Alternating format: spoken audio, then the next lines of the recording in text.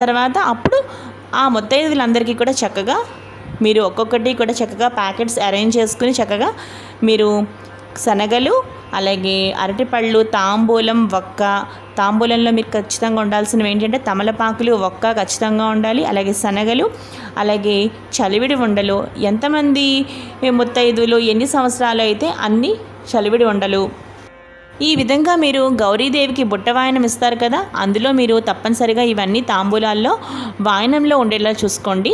అలాగే దానితో పాటు అట్లకాడ కూడా చక్కగా బుట్ట మీద పెట్టి మొత్తం అమ్మవారికి చక్కగా నైవేద్యంగా ఈ వాయనాన్ని మొత్తం ఈ తాంబూలాలు మీరు ఎంతమంది ముత్తైదులకు ఇస్తున్నారో మొత్తం అన్నీ కూడా మీరు అదే బుట్టలో పెట్టుకుని చక్కగా అవన్నీ కూడా అమ్మవారికి ఫస్ట్ బుట్ట వాయనం, తొలి వాయనం ఇవ్వండి. దాని తర్వాత తల్లికి మొట్టమొదటిసారిగా పార్వతీదేవిగా తల్లిని భావించి చక్కగా తల్లిని కూర్చోబెట్టి అమ్మకి కుంకుమ బొట్టు పెట్టి తర్వాత కాళ్ళకు పసుపు రాసి తర్వాత కాటికి మీరు పెట్టుకుని చక్కగా కాటికి కూడా అమ్మకి ఇచ్చి, అంటే మీ అమ్మగారికి అలాగే గంధం పెట్టి చక్కగా పసుపు కుంకుమ మనం అన్నీ ఇచ్చామా లేదా ప్రతి ముత్తైదుకి చూసుకోవడం ముఖ్యమైన విషయం అనమాట. పసుపు, కుంకుమ, గంధం, అలాగే కాటిక, అలాగే మీరు పువ్వు కూడా ఖచ్చితంగా తాంబూలంలో పెట్టండి. అందులో వక్క ఉండాలి, అరటిపళ్ళు 2, తమలపాకులు అనమాట. ఈ విధంగా అన్నీ ఉన్నాయో లేదో చక్కగా చూసుకుని అప్పుడు వాయనం ఇవ్వండి.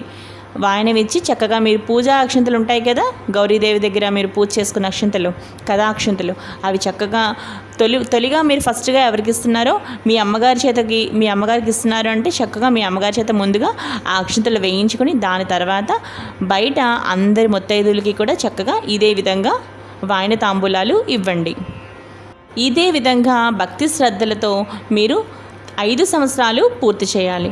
ఈ విధంగా పూర్తి చేసిన తర్వాత ఉద్యాపన ఎలా చేయాలి అంటే, ఈ విధంగా 5 సంవత్సరాలు మీరు శ్రావణమంగళ గౌరీ వ్రతం చేసిన తర్వాత ఉద్యాపన ఈ విధంగా తీర్చుకోవాలి. ఎలా అంటే, కొత్తగా పెళ్ళైన పెళ్లి కూతురికి ఒక కొత్త కుండలో 33 జోళ్ళ అంటే 33 జోళ్ళ అరిసె పెట్టి కొత్త రవిక గుడ్డతో దానికి వాసన కట్టి మెట్టెలు, మంగళసూత్రములు పెట్టి కొత్త పెళ్లి కూతురికి ఇవ్వాలి. ఈ ఉద్యాపనతో మీ పూర్తి శ్రావణ మంగళ గౌరీ వ్రతం సంపూర్ణంగా మీకు చక్కగా పూర్తి అయినట్టే. అర్థమైంది కదా ఫ్రెండ్స్? ఈ వీడియో మీకు నచ్చింది కదా ఫ్రెండ్స్? మీకు ఏమైనా చిన్న డౌట్లు ఏమైనా ఇంకా ఉంటే మాత్రం తప్పకుండా నాకు కామెంట్ చేయండి, మీకు నేను తప్పకుండా రిప్లై ఇస్తాను. సో ఈ వీడియో మీకు బాగా నచ్చినట్లయితే తప్పకుండా లావణ్యాస్ లైఫ్ స్టైల్ ఛానల్ని సబ్స్క్రైబ్ చేసుకోండి. అలాగే మరిన్ని వీడియోస్ కోసం చూస్తూనే ఉండండి లావణ్యాస్ లైఫ్ స్టైల్.